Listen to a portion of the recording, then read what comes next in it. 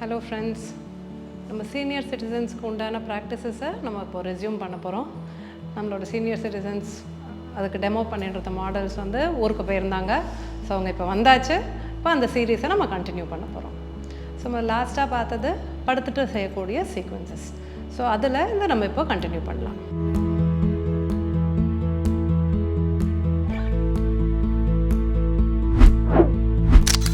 இப்போ lying down போஸ்டர்ஸில் நம்ம hip mobility, அதாவது இடுப்பு தசைகளை ஃப்ரீ பண்ணக்கூடிய ஆசனங்களை பார்த்துட்ருக்கோம். ஸோ பொதுவாகவே வயசானவங்க நிறைய நேரம் உட்காந்துட்டே இருப்பாங்க. ஸோ அவங்களுக்கு வந்து இடுப்பு வலிங்கிறது ரொம்ப ஒரு காமன் ப்ராப்ளமாக ஆகிடுறது. ஸோ பெரிய இஷ்யூ ப்ராப்ளம்னு இல்லாதவங்களுக்கு கூட அந்த முதுகு ஸ்ட்ரெயின் இருக்குது, முதுகு வலி இருக்குது. ஸோ அந்த மாதிரி இஷ்யூஸ் எல்லாம் நம்ம எப்படி சரி பண்ணிக்கிறதுன்னு தான் இப்போ இந்த எபிசோடில் பார்க்க போகிறோம். ஃபஸ்ட்டு உங்களுக்கு எதில் சௌரியமோ படுத்துக்கலாம். தரையில் கம்ஃபர்டபுளாக இருக்கிறவங்க தரையிலே படுத்துட்டு செய்யலாம். இல்லை பெஞ்சு, காட்டு அதை யூஸ் பண்ணோனாலும் நல்லா ஃப்ளாட்டாக படுத்துக்கலாம். ஸோ காலை மடித்து வச்சுக்கோங்க. ஸோ இப்போ சீனியர்ஸ்க்குன்னு பார்க்குறதே நம்ம நிறைய ஆசனாஸ் ஒரு வேரியேஷனோட தான் கற்றுக்க போகிறோம். சுத்தபத்த கோணாசனா அப்படின்னு சொல்லக்கூடிய ஆசனாவோட வேரியேஷன் தான் இப்போ பார்க்க போகிறோம். ஸோ காலை மடிச்சுக்கலாம். கைகளை வந்து ஷோல்டர் லெவலில் வச்சுட்டுருங்க.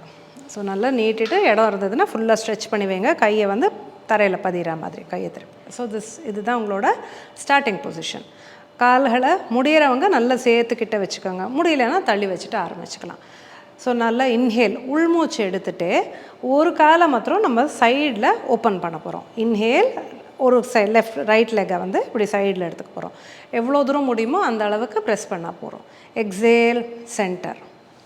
இப்போ அடுத்த side inhale left leg left சைடுக்கு எடுத்துகிட்டு போகிறோம். Exhale centre.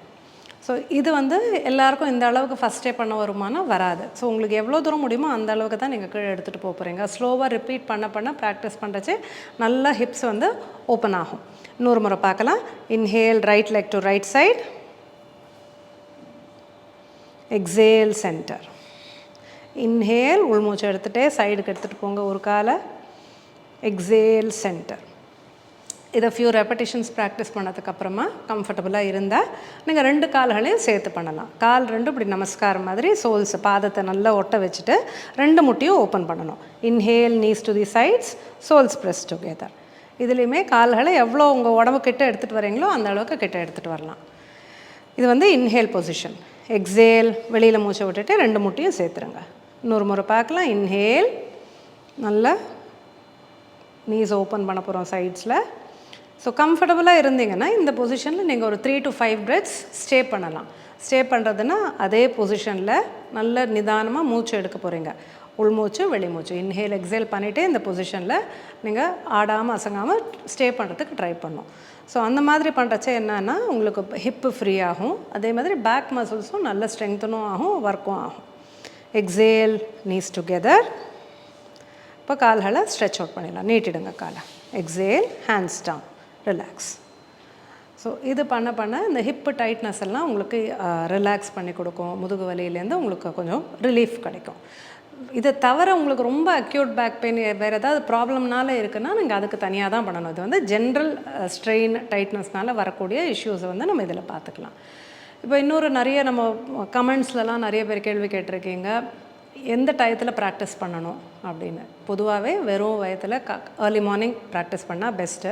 பட் இந்த ஏர்லி மார்னிங் ப்ராக்டிஸுங்கிறது வயசானவங்களுக்கு சரியானதான்னு அது அவங்கவுங்க தான் பார்த்துக்கணும். ஸோ அவங்க ருட்டீனுக்குள்ளே எந்த டயத்தில் ஃபிட்டாக இருந்தோ நீங்கள் இப்போ வேணால் பண்ணிக்கலாம். ஆனால் வயிறு கொஞ்சம் காலியாக இருக்கிற மாதிரி பார்த்துட்டு செய்யுங்க.